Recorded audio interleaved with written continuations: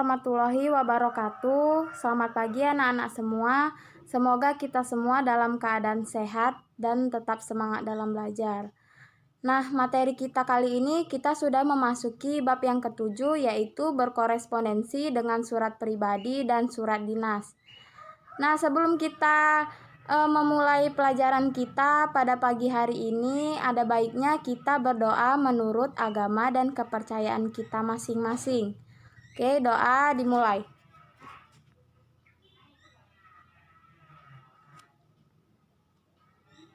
Doa selesai. Nah, materi kita kali ini yaitu mengenai surat, ya. Kamu pasti pernah mengirim atau menulis surat, ya. Contohnya seperti kamu mengirim surat izin tidak masuk sekolah, atau misalnya kamu mengirim surat kepada teman. Nah, zaman dahulu tidak ada handphone, ya. Maka alat komunikasinya melalui surat. Oke, kali ini kita akan membahas apa itu surat. Nah, surat adalah sarana komunikasi untuk menyampaikan informasi secara tertulis, ya. Secara tertulis, bukan secara lisan.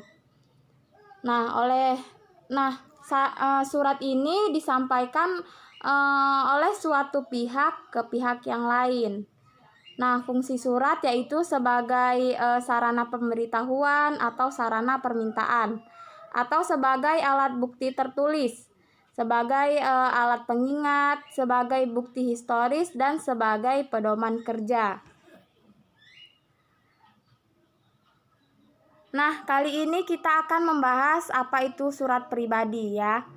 Nah, surat pribadi adalah bentuk komunikasi tulis yang bersifat pribadi yang dibuat oleh seseorang kepada orang lain, ya.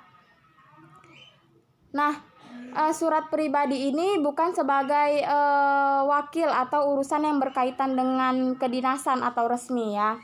Nah, jadi jenis surat yang kita kenal itu ada dua, yaitu surat pribadi dan surat dinas. Nah, surat pribadi yaitu surat yang bersifat non-formal, ya. Jadi bahasa yang digunakan itu bahasa yang bukan bahasa baku.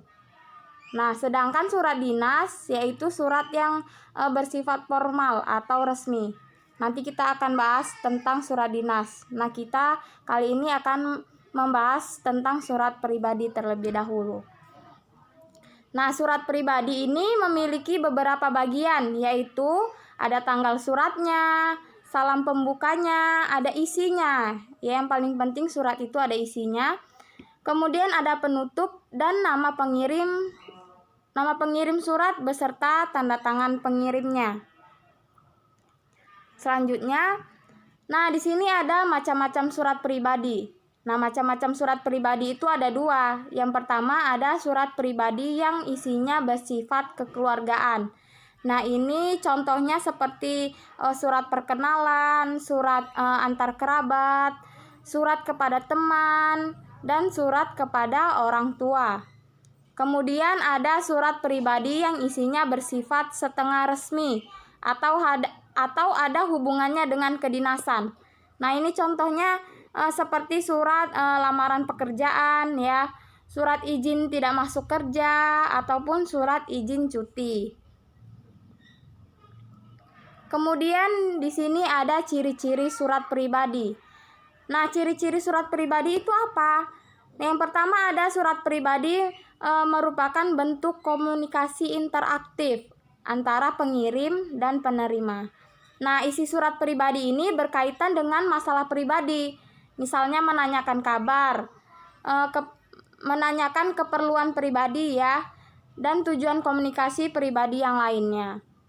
Kemudian surat pribadi itu tidak memakai kop surat atau kepala surat. Selanjutnya, surat pribadi juga tidak mempunyai nomor surat. Nah, yang terakhir ada salam pembuka dan penutup.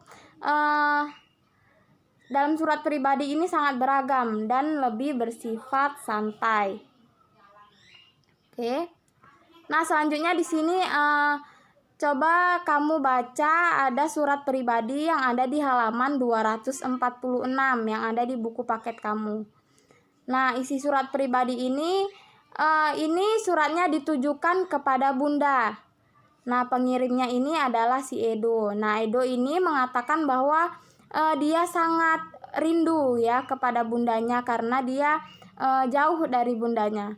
Nah, bisa kita lihat di sini di surat pribadi ada tanggalnya ya, Jayapura 12 November 2015. Nah, salam pembukanya yang mana? Nah, salam pembukanya ada di salam sayang untuk Bunda.